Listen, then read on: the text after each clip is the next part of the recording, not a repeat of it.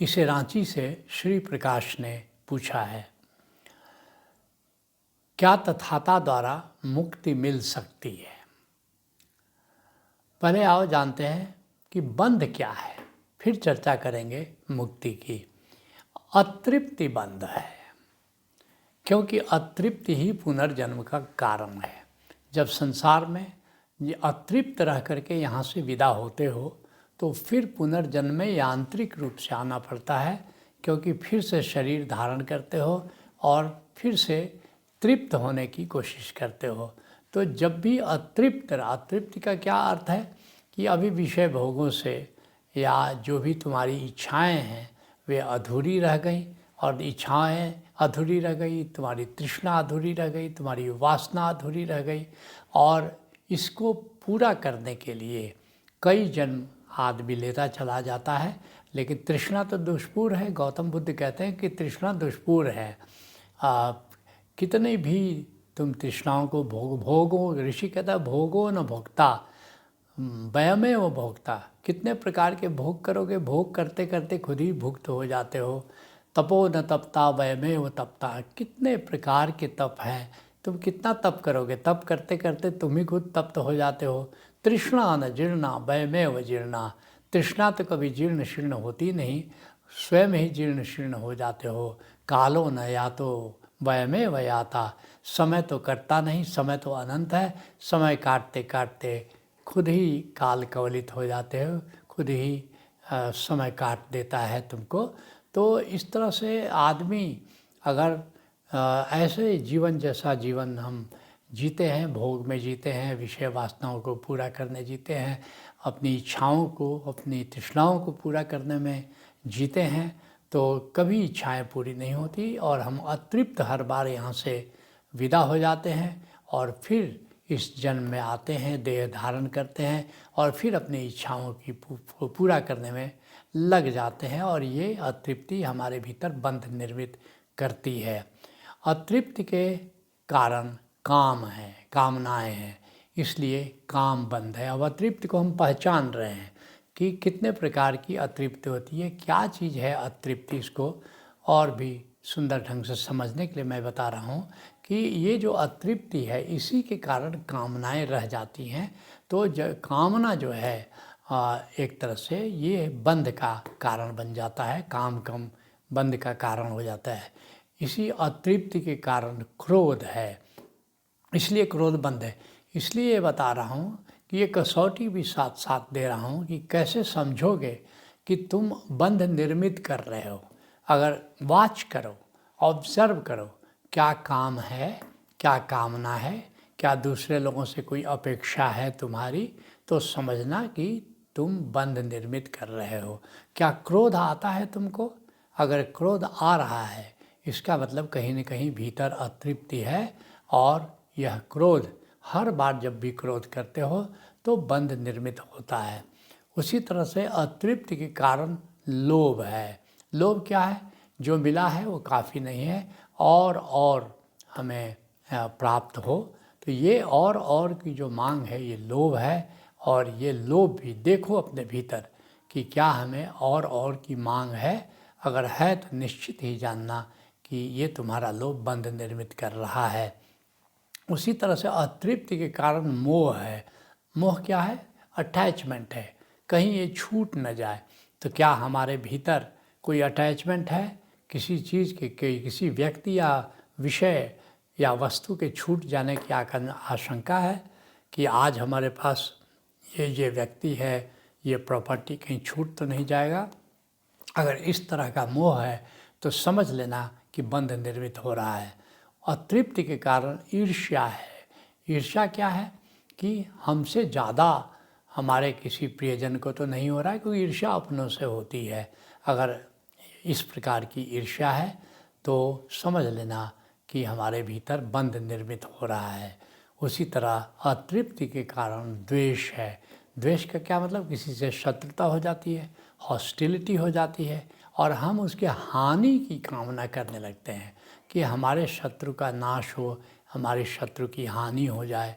तो अगर इस तरह की भावना पैदा हो रही है तो समझ लेना कि द्वेष है, और यह द्वेष भी बंध निर्मित करता है। तो ये बंध है। और अब जानते हैं कि फिर मुक्ति क्या है। मुक्ति क्या है? मुक्ति स्वयं को जानना आत्मज्ञान है। पहले आत्मज्ञान होता है, फिर मुक्ति होती है। तो आत्मज्ञान क्या है? मैं आत्मा हूँ। हमेशा तुमने सुना होगा, रमण महर्षि भी कहा करते थे कि जानो कि मैं कौन हूँ। सामान्यतः हम जानते हैं कि मैं देह हूँ, इंद्रियाँ हूँ, प्राण हूँ, हृदय हूँ, मन हूँ, अहंकार हूँ। तो लेकिन एक दिन जान पाते हो, सद्गुरु की मदद से जान पाते हो कि मैं आत्मा हूँ। और आत्मा के रूप में, आत्मा के तल पर, सब्जेक्टिव तल पर जीना शुरू कर देते हो। उस स्थिति का नाम आत्मज्ञान है। और अगला चरण क्या होगा? स्वयं को आत्मा जानते हुए स्वयं में तृप्त होना आत्म तृप्ति है। क्योंकि अगर तुमने जान लिया कि आत्मा है तो देखोगे कि आत्मा के तल पर कोई अतृप्ति नहीं है। आत्मा के तल पर हमेशा तुम तृप्त महसूस करोगे, जिसके लिए कहते हैं, अष्टावक्र कहते हैं, यापदः संपदः काले दैवा दैवेति निश्चयी तृप्तः स्वस्थेन्द्रियो नित्य न शोचति न कांक्षति। कि सुख और दुख तो अपने समय पर संतुलन के नियम से आता है, जाता है, लेकिन हे जनक, मैं तृप्त हूँ और अपने भीतर स्थित हूँ। और न शोचति न कांक्षति, अब मेरा कोई शोक नहीं है, अब मेरी कोई कामना नहीं है। तो इसको कहोगे कि ये अतृप्ति है। और फिर जब आत्मतृप्त होकर, तीसरा चरण बता रहा हूँ, आत्मतृप्त होकर विषयों और आवागमन से मुक्त होना मुक्ति है। तो अगर ये 3 चरण तुम्हारे जीवन में उतर जाता है, पहला चरण क्या है? स्वयं को जानो कि मैं आत्मा हूँ, ये आत्मज्ञान है। दूसरा चरण क्या है? कि अब जानो कि आत्मा में कोई अतृप्ति नहीं है। मैं आत्मा हूँ और आत्मा के रूप में मेरे भीतर कोई अतृप्ति नहीं है। मैं पूरी तरह तृप्त हूँ, संतुष्ट हूँ, कोई शोक नहीं है, कोई मोह नहीं है। और फिर तीसरा चरण है कि जब मैं आत्मतृप्त हूँ तो फिर कोई विषय से मेरा कोई संबंध नहीं है, कोई आवागमन का अब कोई सवाल ही नहीं है। तो इस तरह से विषयों से और आवागमन से जब मुक्त हो जाते हो तो उसका नाम मुक्ति है।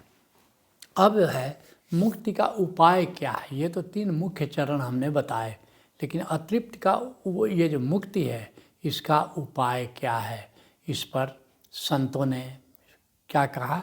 खास करके गुरु तेग बहादुर जी को मैं उद्धृत करना चाहूँगा कि मुक्ति का उपाय क्या है। बड़े सरल शब्दों में गुरु तेग बहादुर जी बता रहे हैं कि मान मोह को परिहरे।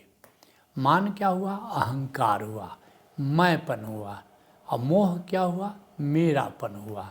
तो 2 चीज़ों को छोड़ना है। यही पलटू साहब करे कि हमता ममता को छोड़ देवे, यही तो मुख्य जंजाल है जी। ये हमता मैंपन, ये ममता, ये मेरापन। तो सभी संत इस बात को अपने अपने ढंग से कह रहे हैं कि मैंपन और मेरापन या इसको छोड़ना पड़ता है। तो मान मोह को परिहरे और गोविंद के गुण गावे। गोविंद का स्मरण करो, गोविंद की याद करो। और तो 2 चीज़ को छोड़ना है, एक तत्व से जोड़ना है। कह नानक ऐसे कोई प्राणी जीवन मुक्त कहावे। और कहते हैं कि जीते जी ही आदमी मुक्त होता है। इसलिए कबीर साहब कहते हैं जीवित मुक्ता सोई मुक्ता हो। जो जीते जी मुक्त हुआ वही मुक्त। लोग क्या सोचते हैं कि हम जब मरेंगे तो राम नाम ले लेंगे और मुक्त हो जाएंगे। नहीं, राम नाम का स्मरण करना है, राम नाम का श्रवण करना है। राम नाम का क्या अर्थ हुआ? ओंकार, अनाहत नाद।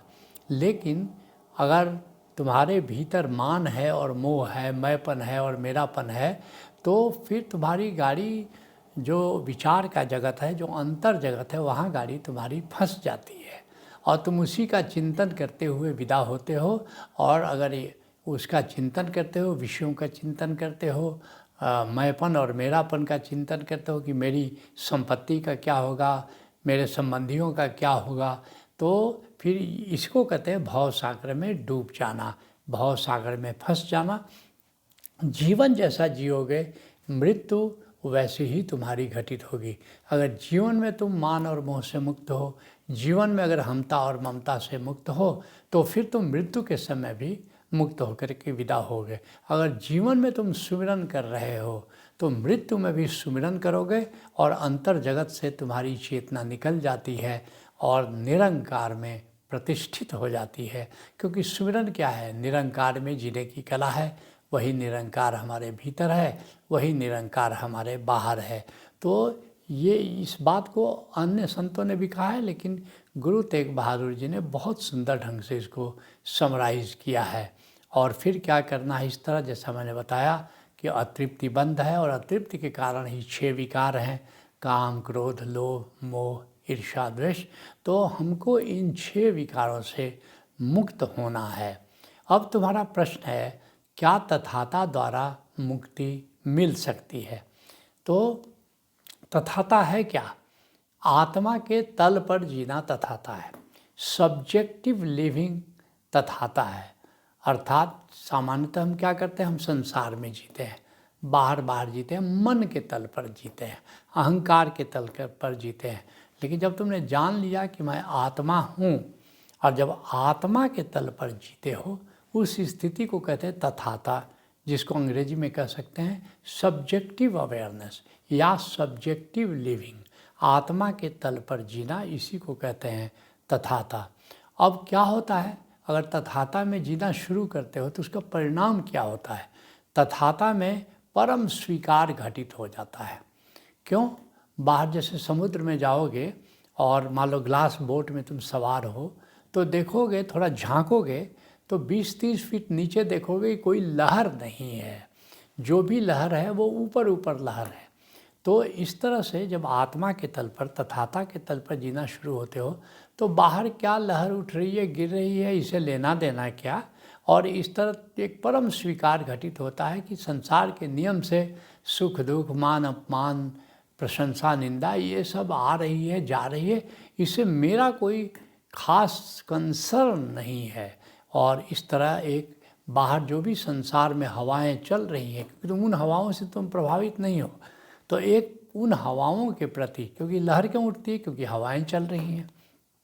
अब जब तुम तथाता के तल पर जी रहे हो तो तुम्हारे भीतर एक स्वीकार घटित होता है कि लहरें आ रही हैं, जा रही हैं संसार के नियम के अनुसार, तो उससे मेरा लेना देना नहीं है, मैं इससे प्रभावित नहीं हूँ। इसलिए कभी कभी तथाता और स्वीकार को लोग सिनोनिम मान लेते हैं, लेकिन नहीं, तथाता और स्वीकार सिनोनिम नहीं है। तथाता का परिणाम जो है वो स्वीकार है। तथाता कॉज है और स्वीकार जो है वो इफेक्ट है, ऐसा कह सकते हो। तो इसीलिए क्या होता है कि तथाता में अतृप्ति विदा हो जाती है। क्यों? क्योंकि तुम आत्मा के तल पर जी रहे हो, और अतृप्ति हमेशा मन के तल पर होती है। तो अगर मन के तल पर जियोगे तब तृप्ति अतृप्ति का प्रश्न खड़ा होता है। अगर तुम आत्मा के तल पर जी रहे हो, तथाता के तल पर जी रहे हो, तो तुम्हारे भीतर अतृप्ति नहीं हो सकती। जब भी तुम इंस्पेक्शन करोगे, भीतर देखोगे, आत्मा के तल पर जाओगे, तो अपने देखोगे इस कसौटी पर, क्या मेरे भीतर अभी भी कोई मांग है क्या? अभी भी कोई अन्यथा की चाह है क्या? तो तुम बड़े आराम से पाओगे कि कोई जो हो रहा है ठीक हो रहा है, तुमको अन्यथा की कोई चाह नहीं है। इसका मतलब कि तुम जीते जी मुक्त हो। तो तथाता का ये परिणाम है कि यहाँ तृप्ति विदा हो जाती है। और फिर जैसा हमने बताया, तथाता से कामादि विकार दूर हो जाते हैं। जो व्यक्ति तथाता, ये मास्टर की है मुक्ति का, जो भी व्यक्ति तथाता में रहता है वो आराम से देखोगे कि उसके भीतर न काम है, न क्रोध है, न लोभ है, न मोह है, न ईर्ष्या है, न द्वेष है। तो एक एक करके, एक तो तरीका हुआ कि ऊपर पेड़ काटते जाओ, धीरे धीरे वो पेड़ सूख जाएगा। और दूसरा तरीका ये है कि तुम जड़ के तल पर चले जाओ, जहाँ पर कि कोई डाली नहीं, कोई पत्ती नहीं, कोई फूल नहीं। तो ये जो तथाता एक बार साथ लो, आत्मा के तल पर चले जाओ, तो फिर वहाँ देखोगे कि काम, क्रोध, लोभ, मोह, ईर्ष्या, द्वेष कुछ भी नहीं है। आत्मा के तल पर अगर जीना शुरू करते हो तो ये षट विकार स्वयं ही समाप्त हो जाते हैं तुम्हारे भीतर से। और मैं समझता हूँ ये ज़्यादा सरल तरीका है, कि एक लड़ो, काम से लड़ो, फिर क्रोध से लड़ो, फिर लोभ से लड़ो, मोह से लड़ो, ईर्ष्या, सारी ज़िंदगी इसी में समाप्त हो जाती है। फिर भी ये विकार, ये षट्रिपुट समाप्त नहीं होते। मगर ये सरल तरीका ऋषियों ने बताया है, ज्ञानियों ने बताया है कि आत्मा के तल पर अर्थात तथाता में जियोगे तो ये कामादि विकार दूर हो जाते हैं। और इस तरह कह सकते हो कि तथाता ही मुक्ति का द्वार है। नॉलेज।